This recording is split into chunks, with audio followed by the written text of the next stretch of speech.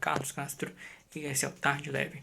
Se inscreva, compartilhe, dá o seu like, dá o seu joinha, deixe seu comentário, aperta o sininho que está aí do lado, se inscreva-se no canal e fique ligado no Tarde Leve, porque todos os dias tem um Tarde Leve comigo, Carlos Castro. Vamos fazer o canal crescer mais e mais, então vamos reforçar o canal, vamos compartilhar com os parentes, amigos, todo mundo que vocês conhecem, compartilhando o Tarde Leve no YouTube, no Facebook e também no Instagram.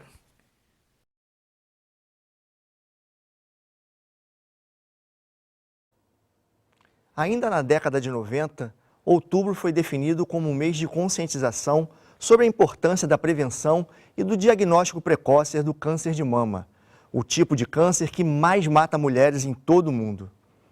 Um laço cor-de-rosa foi escolhido para ser o símbolo desse movimento, que acabou crescendo no Brasil e no mundo. Assim nasceu a campanha Outubro Rosa. E para conversar com a gente estão no estúdio Mônica Travassos, Carlos Frederico Lima e Tânia Pereira Martins, paciente do INCA.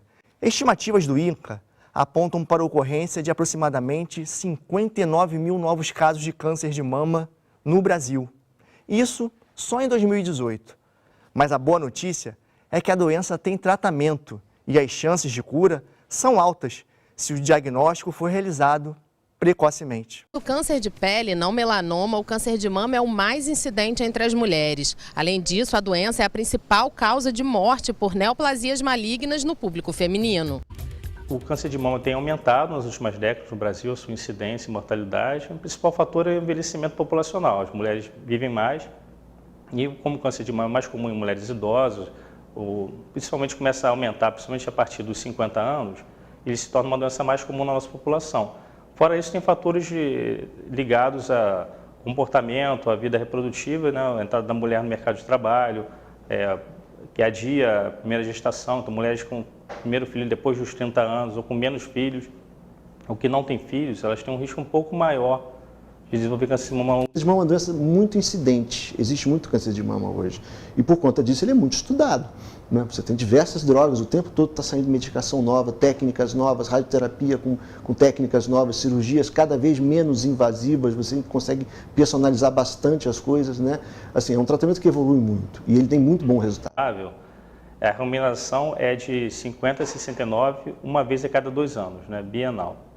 Por que isso? Porque questão do balanço entre riscos e benefícios. Fora dessa faixa etária e dessa periodicidade, aumenta o risco, os riscos associados aos exames de rotina, e não tem um benefício comprovado. Como se ensinava no passado, né? Você tem que aprender uma técnica, estudar uma técnica, mas é muito mais a questão do alto... Mônica, Carlos, Tânia, obrigado pela presença de vocês aqui no Sala de Convidados.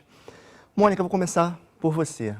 59 mil novos casos de câncer só em 2018, o ano nem terminou ainda. Existe uma explicação para essa quantidade exorbitante de número de novos casos?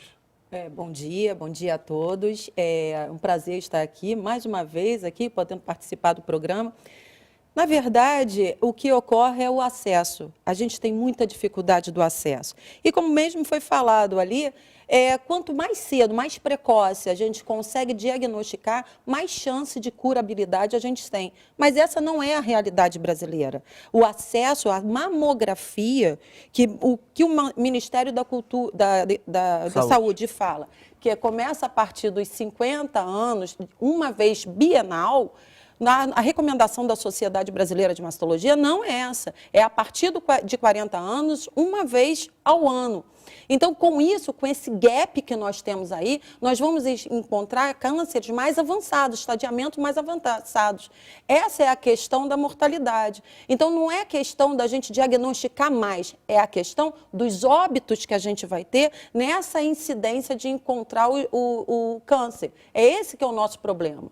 Então, se a gente encontrar mais câncer, porém em estadiamento menos avançado, a gente tem um poder de curabilidade e menos mortalidade. É essa intenção que é o que a gente fica batendo. É que quanto mais acesso à mamografia e aos meios de conseguir ao mastologista, é melhor, não é?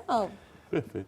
Mas doutor Carlos, a gente está falando aqui de novos casos, né? A Mônica trouxe uma questão que a gente vai até debater durante o programa, né? Em relação ao acesso, ao diagnóstico precoce. Mas com relação a esses novos casos, porque isso chama atenção, né? 59 mil novos casos só esse ano. Tem a ver com estilo de vida, tem a ver com... Por que esse número? É uma pergunta que eu acho que valeria prêmio Nobel, né? Se a gente tivesse na ponta da língua. Mas quando a gente começa a olhar esses dados, que foram mostrados até no mapa do Brasil, diferença dessas incidências ou prevalências, né? Novos casos, a gente tem que parar para pensar. Isso é uma coisa que está ligada à hereditariedade, genética, meio ambiente ou dados de comportamento. Então, a gente nitidamente tem um padrão, né, de maior incidência, região sul e sudeste, né, e agora a região nordeste também apareceu um pouco mais. Historicamente, sempre foi sul e sudeste. As capitais sempre ficavam brigando pelo primeiro lugar, Porto Alegre e Rio de Janeiro. Tá? Isso a gente tem que pensar também. Quando a gente olha isso no mundo, a incidência no mundo, o dado da mulher oriental versus da mulher que mora na América do Norte é um dado muito diferente de incidência.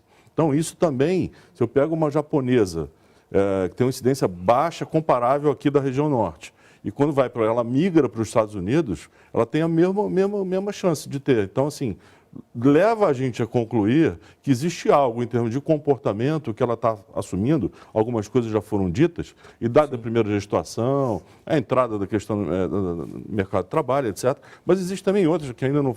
Pouca atividade física, consumo exagerado de álcool, de gordura, a manutenção ou a falta de manutenção de uma massa magra ideal, né? E assim, uso excessivo de hormônios também. A gente tem que discutir com muito critério e muita calma isso, tá? Então, assim, olhando de uma forma geral, são várias frentes que a gente teria que avaliar que levam a essa incidência 3 vezes maior quando a gente pega todos os tipos de tumor na mulher. O câncer de mama é o disparado campeão de audiência, infelizmente.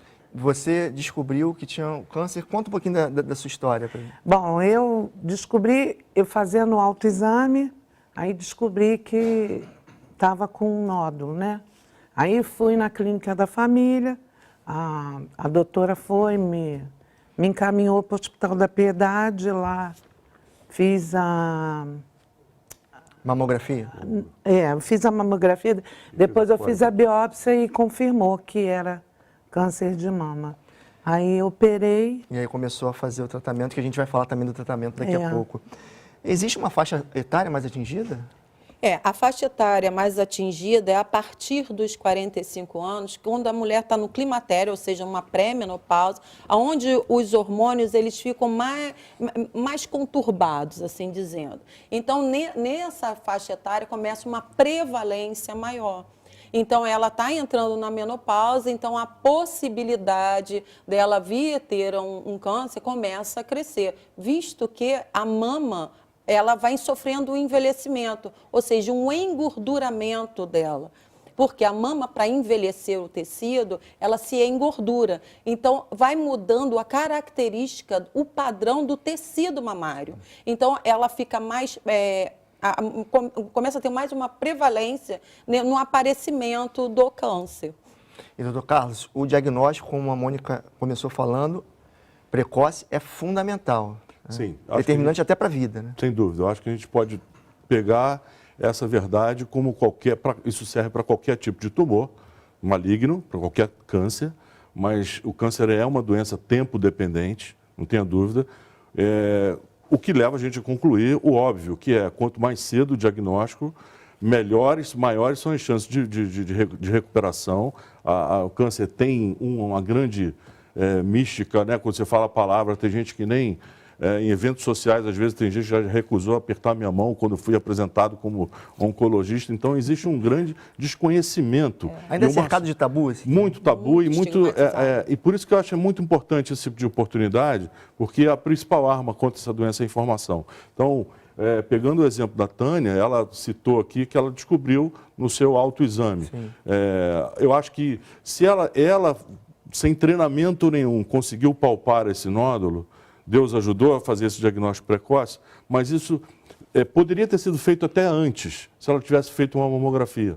de rotina, conforme as preconizações que estão aí pelo mundo. Eu acho que essa discussão de quando começar, já está estabelecido isso, a partir de pelo menos 40, 45, o benefício já é evidente e aumenta muito a chance de a gente fazer, primeiro, para o paciente, curar a doença e para o sistema como um todo, fazer cirurgias menores, menos mutilantes, evitar talvez até tratamentos mais dolorosos e cheios de complicações e custa até mais barato para todo o sistema.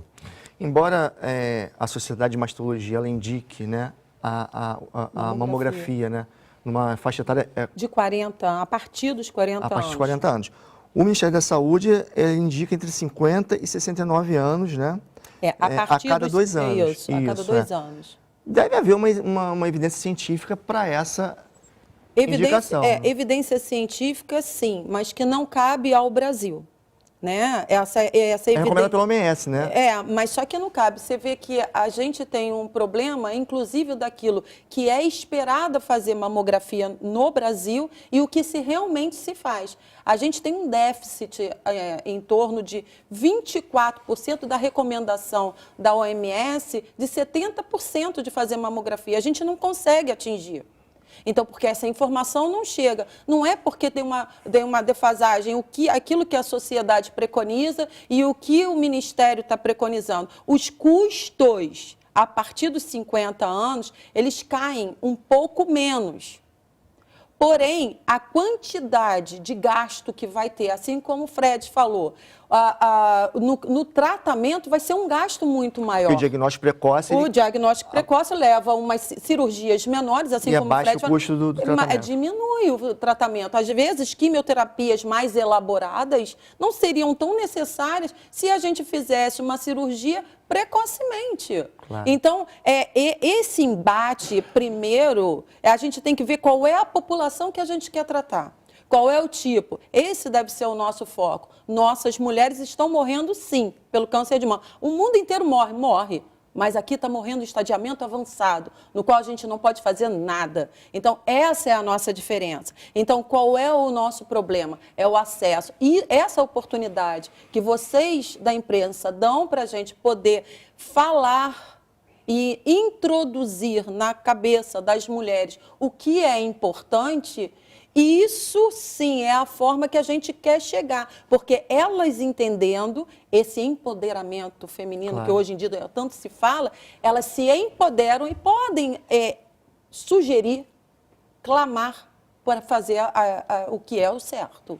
Eu queria só complementar, acho que complementar e assim, botar um outro enfoque talvez nisso tudo, que assim, é muito importante o diagnóstico precoce. Esse diagnóstico precoce vai ser feito através de formas de detecção precoce numa população, e aí está talvez a raiz, onde está o cerne dessa discussão, onde começar, mas acho que isso não vem ao caso. O que importa é você ver, o próprio SUS tem uma lei que obriga, a lei de 60 dias é a lei dos 40 anos, que torna obrigatório ao SUS pagar uma mamografia a partir dos 40 anos, o que parece uma incongruência, e não é. Então, existe uma forma da gente entrar numa determinada comunidade de uma forma organizada, fazendo uma política de rastreamento.